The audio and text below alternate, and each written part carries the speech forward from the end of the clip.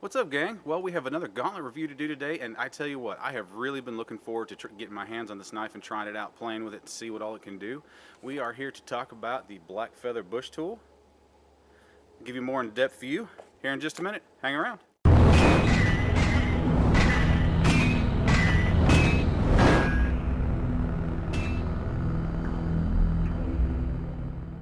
Welcome back, guys. Thanks for choosing to spend your time here with me today as we talk about the Blackfeather Bushtool.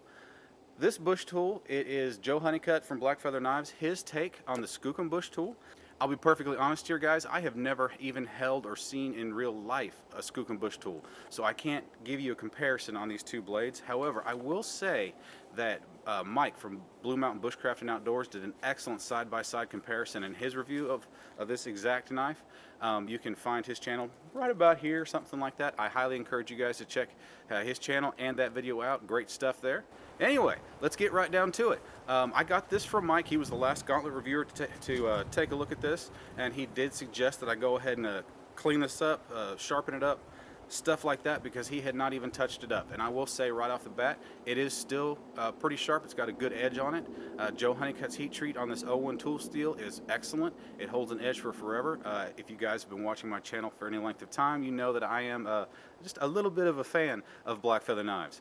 So anyway, what are we going to do today? Well, first we're going to go ahead and run over the obligatory specs and stuff like that, but then we're going to get into one of my favorite activities out in the woods, especially when it comes to testing knives. I love to whip up a bow drill. Now, we haven't had a bow drill on a knife review in quite a while on my channel, so I figured it's high time. But also, it's kind of inspired by ihatchetjack. He posted a video a day or two ago challenging himself to a bow drill with Tulip Poplar. Him and I agree. We actually disagree with a lot of the mainstream. Tulip Poplar is not our favorite wood to work with as far as a bow drill. So, ihatchetjack or Dusty, I'm joining your challenge, bud. Anyway, let's get right to it, guys. Alright, guys, general specs on the blade. The blade itself is 4 1/4 inches long. The website doesn't say, but the handle looks to be about the same. You do have those nice brass and steel pins to hold the scales in place, which is looks to be a green micarta. You do have a steel plate on the pommel and a 90-degree spine. Another thing of note that I do know differs from the traditional Skookum Bushtool is this blade does come with a secondary micro bevel on it.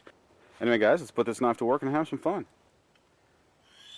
Just touching up that secondary micro bevel there. It is 01 tool steel, so it'll be very easy to touch up in the field. Just a piece of Tulip Poplar I had handy.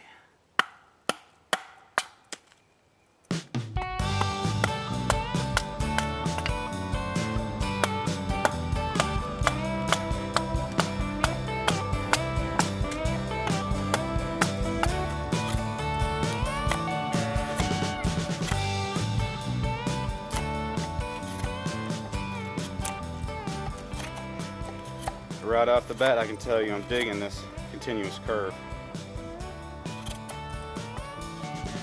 Gives you a lot of wrist control when you're removing material.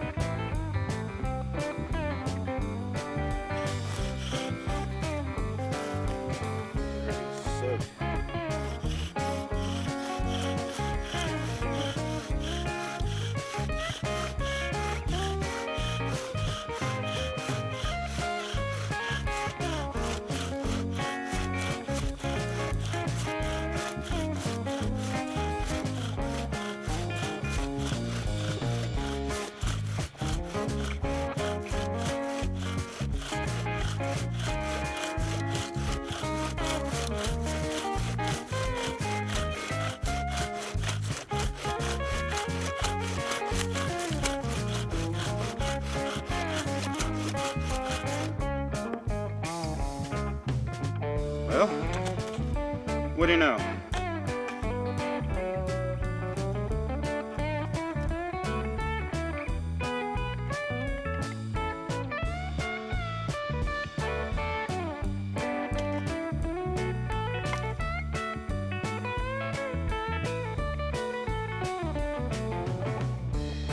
All right. Let that get established.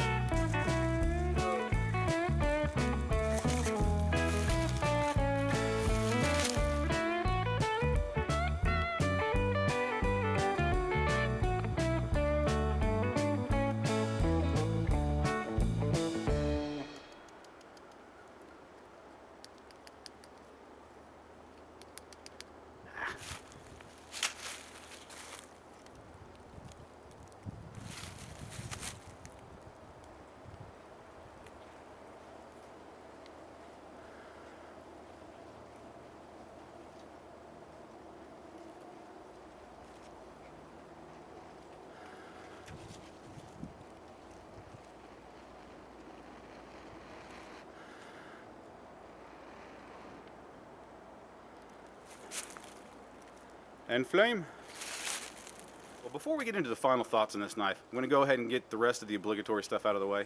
The knife, the starting point on this knife is $200, I believe.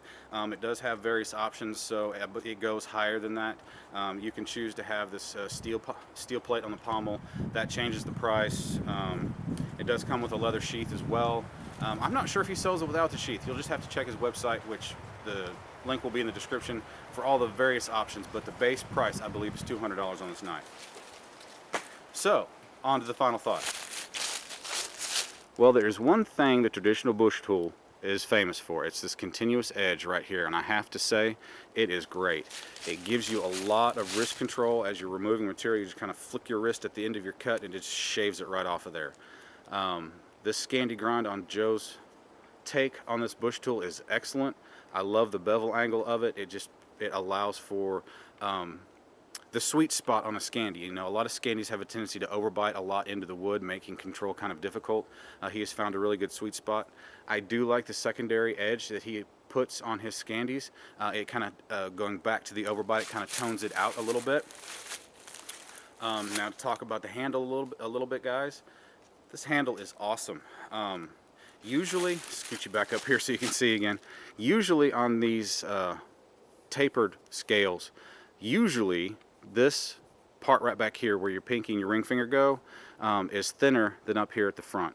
It's reversed on this knife. So if you've been watching my reviews, you know I usually complain about my large hands not fitting the handle, and that is not at all the case on this blade.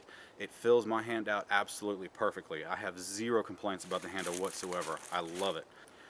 It's got a great 90-degree spine, which is, you know, obviously great for scraping your ferro rod or dusting up bark and stuff like that off of trees. Aesthetically, this knife is just about perfect. It doesn't look production or factory perfect, but it gives it that handmade look, which I really like a lot. Blade length is right at the sweet spot as far as Bushcraft knife goes, in my opinion. 4.25 inches is right at the sweet spot. It's big enough to get what you need to done, but it's not so big that it's cumbersome, gets in the way, or affects the balance of the blade in any way.